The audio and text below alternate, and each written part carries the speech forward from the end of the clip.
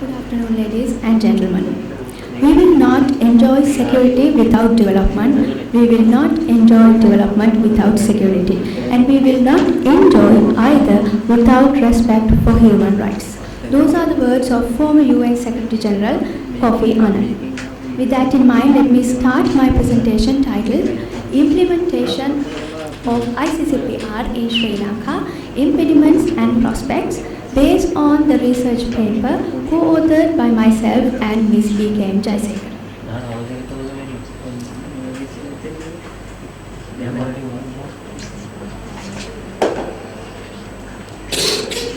These are the contents of my presentation. First of all, let me give you an introduction to my research. After Second World War, people were in need of a secured world and they started making global level protections for human dignity. Consequently, an international covenant particularly focused on the protection of civil and political rights such as right to legal resources, right to equality, right to life and right to liberty was introduced in the legal arena known as International Covenant on Civil and Political Rights, or in short ICCPR. ICCPR was adopted by the UN General Assembly in 1966. It did not come into force until 10 years later upon ratification by 35 countries. As of June 2004, there were 150 state parties to the ICCPR. There are 104 parties to the first optional protocol, which is on the right of individual petition to the Human Rights Committee, or in short HRC. There are 51 parties to the second optional protocol, which is on the abolition of the death penalty. As a party to the ICCPR, Sri Lanka shall take steps to implement the rights recognized in this remarkable covenant in the Sri Lankan context for the betterment of the citizens in Sri Lanka. So the research problem sought to be answered in this research is how ICCPR and its optional protocol have been implemented in Sri Lanka.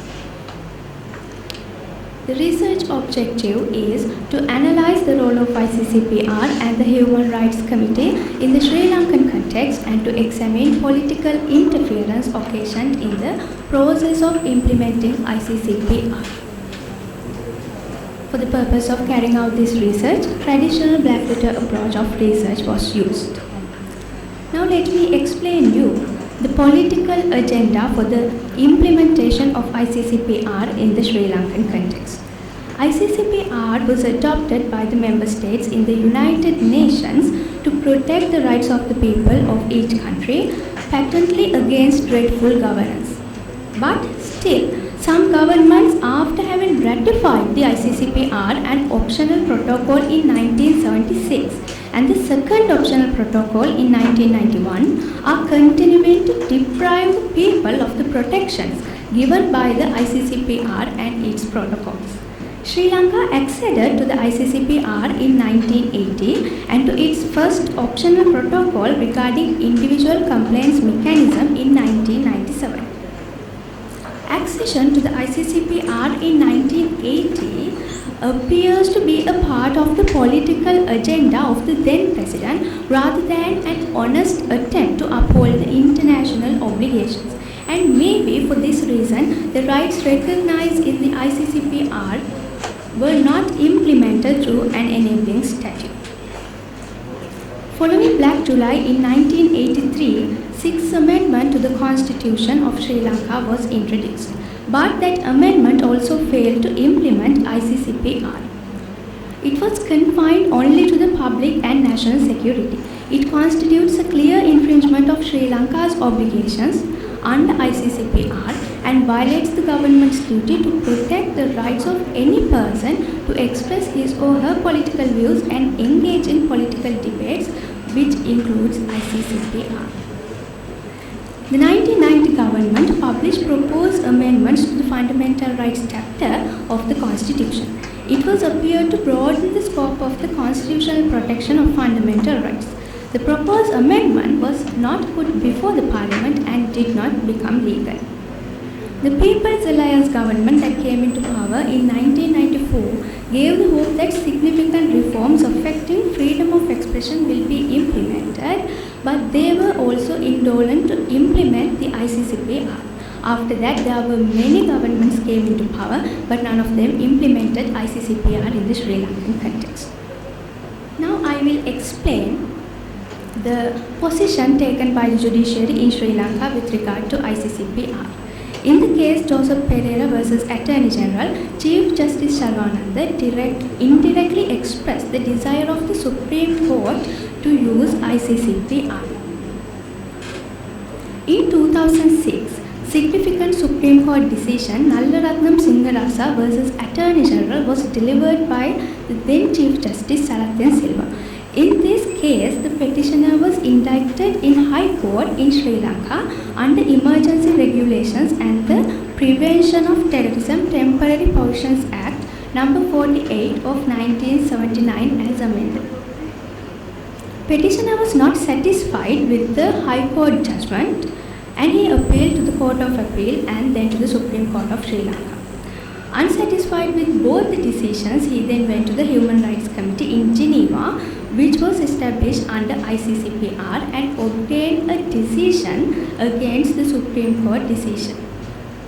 In order to implement this Human Rights Committee decision, he filed a case in the Supreme Court of Sri Lanka.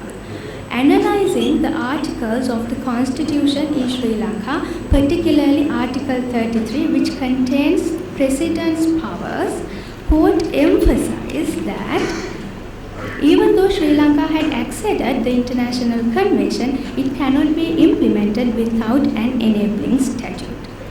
In 2005, in order to obtain GSP+, Sri Lanka stated that it had ratified and effectively implemented all 16 human and labour rights conventions, including ICCPR. The annual report of Sri Lanka regarding these GSP Plus benefits stated that government has undertaken to maintain the enforcement of the convention.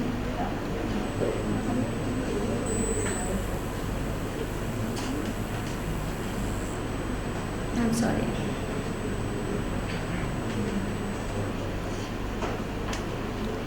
Therefore, in 2007, to take GSP Plus scheme facilities in Sri Lanka, Sri Lankan government passed a legislation implementing ICCPR.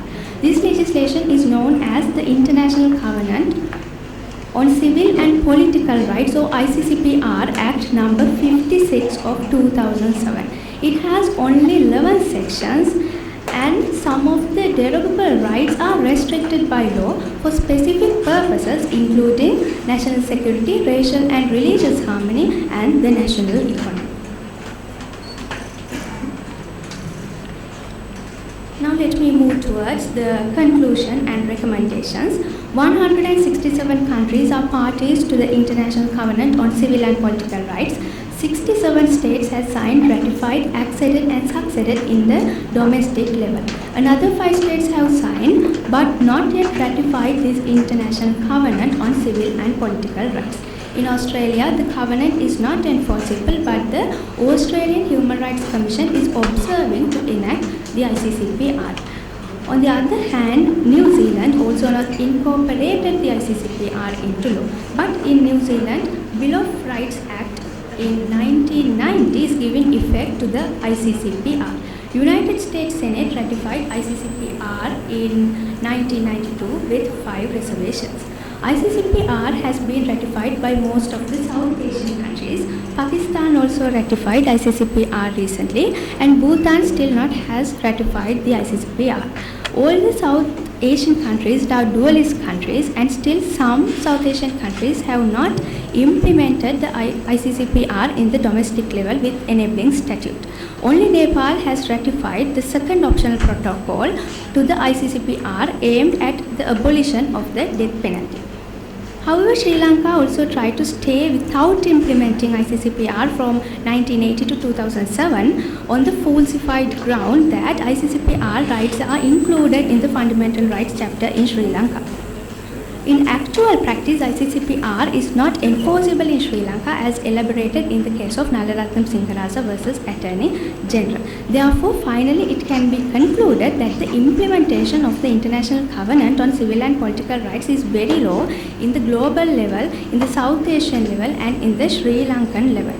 But this is not a good view, as now whole world is resorting to the right-based approach, and if states did not implement this basic law in the domestic level, then individual rights or collective rights will never be protected. With that, I conclude my presentation. Thank you very much.